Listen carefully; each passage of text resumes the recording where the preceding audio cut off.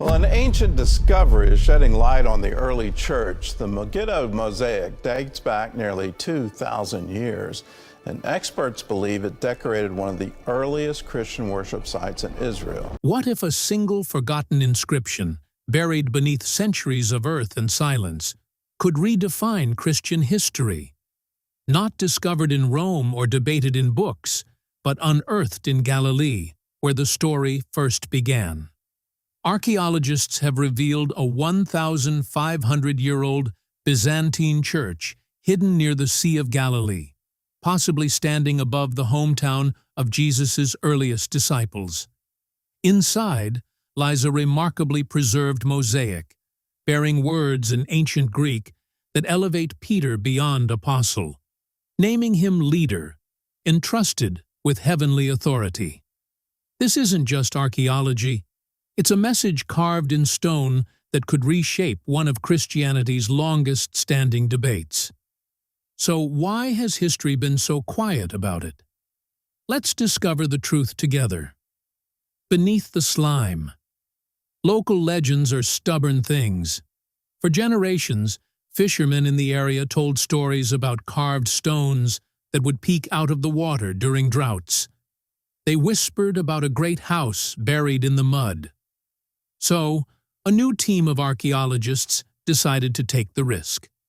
They weren't looking for gold or jewels. They were looking for a town that the Bible mentions more than almost any other, yet one that had completely vanished from the face of the earth. The dig started in the brutal heat of summer. The air was thick with the smell of wet earth and decaying plants. It wasn't glamorous. It was a slog. The team had to use pumps to keep the lake water from flooding their trenches. Every time they dug down a foot, the water tried to reclaim the hole. It was like the land itself was trying to keep a secret. For the first few weeks, it looked like the skeptics were right. They found plenty of mud, some scattered Roman pottery, and a whole lot of nothing. Morale was getting low, but then a volunteer's trowel hit something that made a different sound. It wasn't the dull thud of packed dirt. It was the sharp clink of metal hitting stone. They cleared the area by hand, scraping away layers of gray silt. Slowly, a line appeared, then a corner, then a wall. It wasn't just a pile of rocks. It was a structure with perfect 90-degree angles. As they widened the hole, the sheer size of the thing became obvious. This wasn't a fisherman's hut. It was huge. The walls were thick, built to last forever. As they went deeper, they found the distinct curve of an apse, the semicircular area where the altar sits in a church. But this wasn't just any church. The layout was grand, complex, and incredibly old. And get this, the location was exactly where ancient pilgrims said the house of Peter stood. For years, historians laughed at the idea. They said the pilgrims were just tourists who got lost. They said the real site was miles away on a dry hill, but the mud at El Araj was telling a different story. As the team washed away the grime of 15 centuries, colors began to emerge from the floor. Reds, blues, yellows, a mosaic. The preservation was shocking. The mud, which everyone thought would destroy the ruins, had actually sealed them like a time capsule. It protected the floor from looters, from weather, and from the boots of marching armies. But the real shock wasn't the building. It was what they found tangled in the geometric patterns of the floor. It was a message, a text that seemed to be speaking directly to them from the year 500. The crazy part is this was just the outer layer of the puzzle. As they cleaned the tiles, they realized this church wasn't built on empty ground. It was built on top of something else, something much older. And that bottom layer held the key to a mystery that has frustrated scholars for 2,000 years.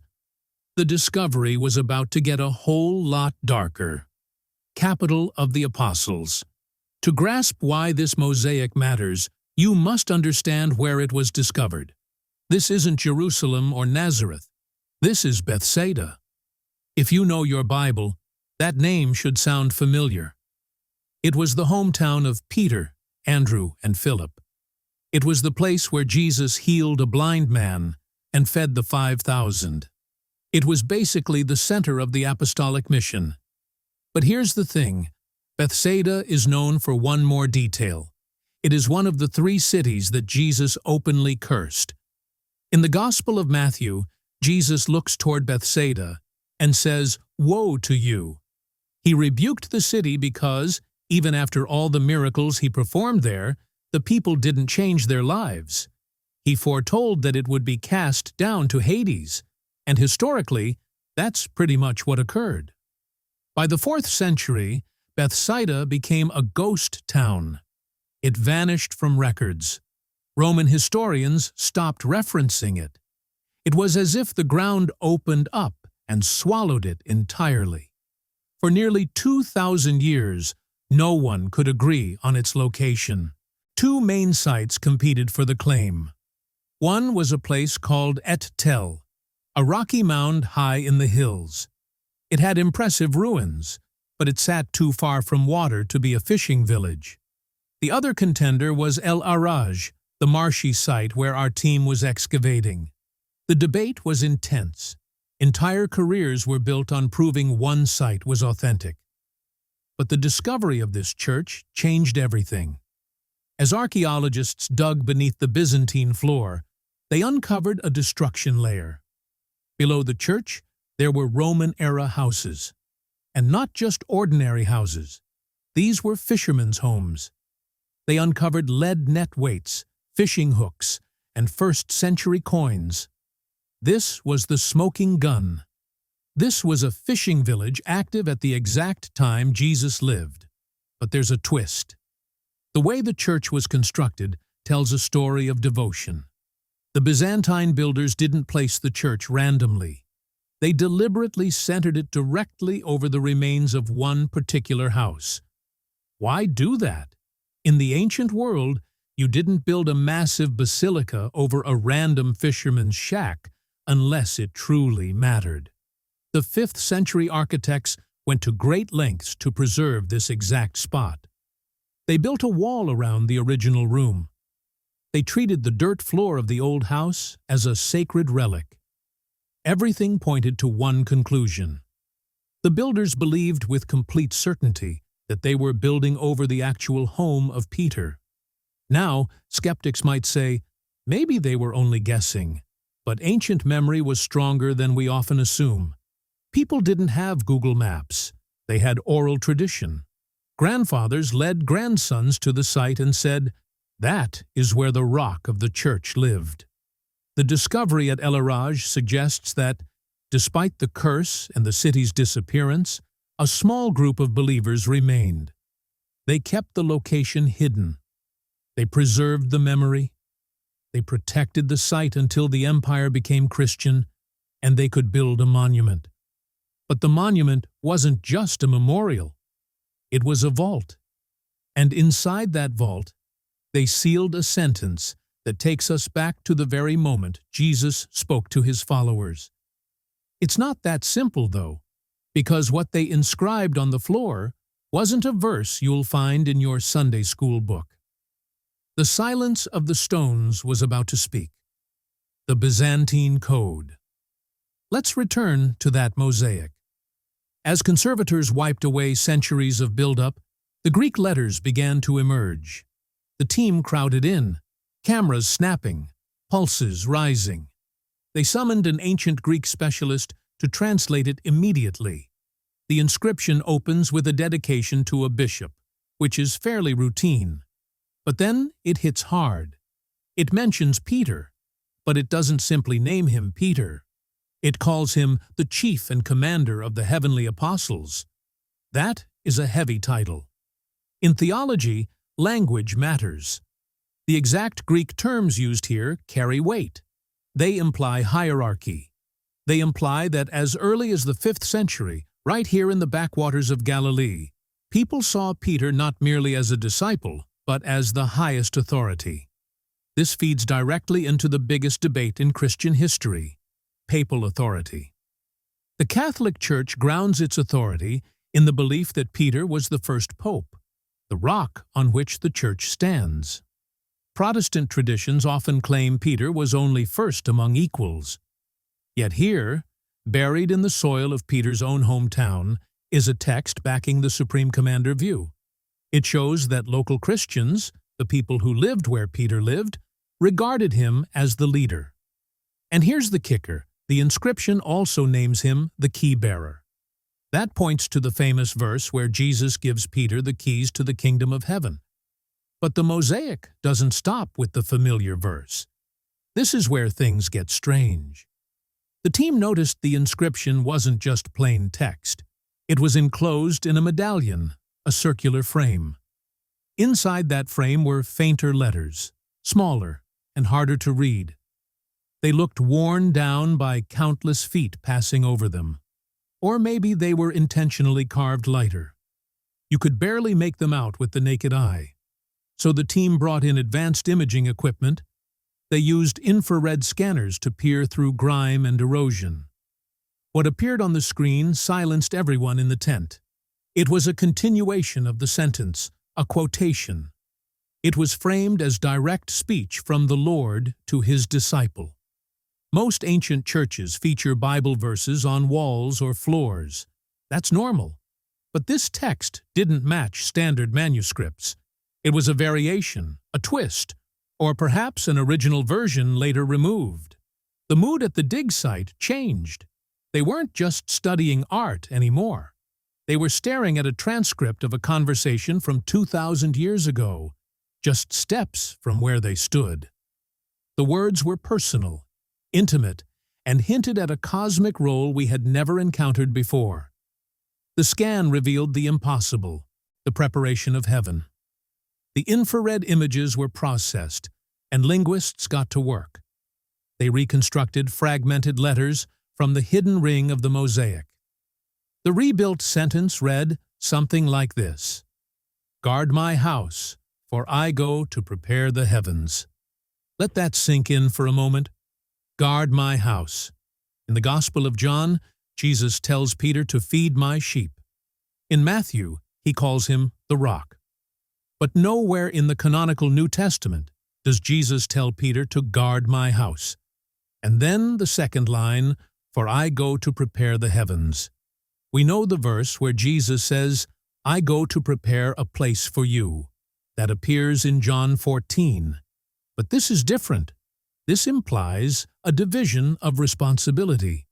Jesus is managing the construction of the next world, while leaving Peter as the watchman of this one. Why does that matter? Because it suggests the house isn't only a metaphor for the church. It could mean the literal building beneath their feet. Remember, this church was built over a house, Peter's house. What if the tradition wasn't just Peter lived here? What if the tradition was that Jesus explicitly told Peter, "Remain here. Guard this place. This is the anchor point." This connects with something scholars refer to as the agrapha. These are sayings of Jesus preserved in ancient texts, but missing from the Bible. There are many of them. Some feel strange, some feel deep. But discovering one carved into the floor of a major pilgrimage site gives it enormous credibility. It suggests the people of Bethsaida remembered something the Gospel writers left out. The phrase, "guard my house," reshapes Peter's role. It casts him as a watcher, a sentinel. It's less about management and more about protection. Protection from what? That's where speculation begins. Historically, early Christians believed holy places were battle zones. They believed dark forces despised these locations. By telling Peter to guard the house, Jesus may have given him a spiritual assignment far beyond preaching. The discovery also closes the distance between legend and reality. It grounds the narrative. It makes the keys of heaven feel physical. You use keys to protect a house. Essentially, this mosaic suggests the early church saw this place, this exact patch of Galilean mud, as heaven's embassy on earth. And Peter was the envoy told to hold the line until the master returned. But there's another layer here, one that brushes against the mystical, preparing the heavens. What does that truly mean? It sounds like construction. It implies heaven wasn't complete yet. It suggests that while Peter guarded the line on earth, Christ was actively building the next phase of reality. It's a living, active vision of the afterlife we rarely hear in Sunday sermons. The team realized they were holding something explosive. They had a sentence bridging earth and sky, history and theology. But there's always a wilder idea. The last piece of the puzzle isn't buried. It's written in the stars. The final secret. If we take the inscription literally, "Guard my house, for I go to prepare the heavens," we're forced to face a chillingly precise question. We have to ask, why here? Why this exact spot on the planet? Why would preparing the heavens require a guarded location on Earth? There's a theory whispered among fringe researchers and theologians who look beyond standard teachings that certain places on Earth act as anchors. As above, so below. It's an ancient Hermetic concept that the physical world reflects the spiritual one, but maybe it's more literal than we ever imagined. It suggests Earth's geography isn't just soil and sea. It's circuitry, and some points on that circuit are connection nodes. If Jesus told Peter to guard the house while he went to prepare the heavens, could Bethsaida have been seen as a junction, a portal, a literal bridge between realms? Look at the evidence we have. This wasn't just an ordinary fishing village. This was the center of the impossible. This is where the blind regained sight. This is where crowds were fed from nothing, breaking the laws of conservation of mass. This is where Jesus walked on water, defying gravity itself. Viewed through a science fiction lens instead of only a religious one, a pattern appears. The rules of physics were thin here. The veil between worlds was weak. It was a place where reality's code could be rewritten instantly. Maybe guarding the house wasn't about watching a structure or a congregation. Maybe it meant guarding the breach, keeping the gateway secure. This connects uncomfortably well with the Gnostic texts, the ancient esoteric writings the early church rejected and destroyed. Many of them speak of guardians and gatekeepers of celestial realms, beings tasked with watching the boundaries between light and matter. This mosaic found at El Araj could be a surviving fragment of that more mystical, supernatural form of Christianity.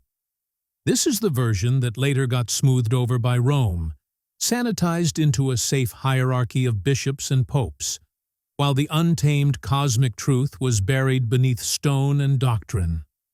The discovery at El Araj forces us to see the apostles in a completely different way, not merely as preachers in robes, but as operators within a cosmic system. Peter wasn't just a fisherman promoted into leadership. He was the designated survivor. He was the sentinel. He was the one left holding the keys, not just symbolically to a kingdom, but literally to a portal, while the master architect went to work on the other side. It's a staggering idea. It suggests the ascension wasn't just floating upward. It was a transit event, and someone had to lock the door behind it.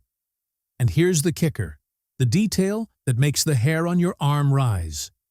The church they uncovered wasn't destroyed by an invading army. It was destroyed by an earthquake in the 8th century. The ground shook, the walls collapsed, and mud reclaimed everything. It's almost as if the earth itself swallowed the secret.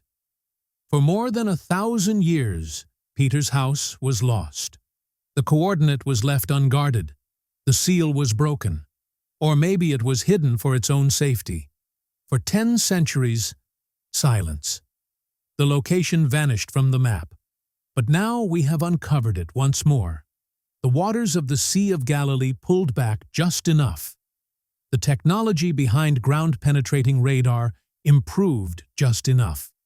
It feels like the timing isn't random. It feels intentional. We are unearthing these precise instructions at a time when the world feels more unstable than ever. We are revealing the Guardian's command at a point in history when the very fabric of reality feels strained. Maybe the message wasn't meant only for Peter in the first century. Maybe it was a time capsule for us, a sleeping directive waiting for the right generation to uncover it.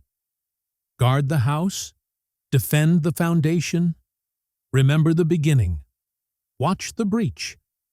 The archaeologists have packed away their tools for the season. The mosaic has been covered again with sandbags to shield it from the elements, but the words are already out there. You can't unsee them. The signal has been sent. The discovery at El Araj has shown that the ground still speaks. It has shown that even after 2,000 years of wars, floods, and neglect, the secrets of the Galilean shoreline are still waiting for someone to hear them. And if you enjoyed this deep journey into the secrets of history, hit that like button and subscribe. We are uncovering fresh mysteries every week, and believe me, you do not want to miss what we uncover next. Thanks for watching.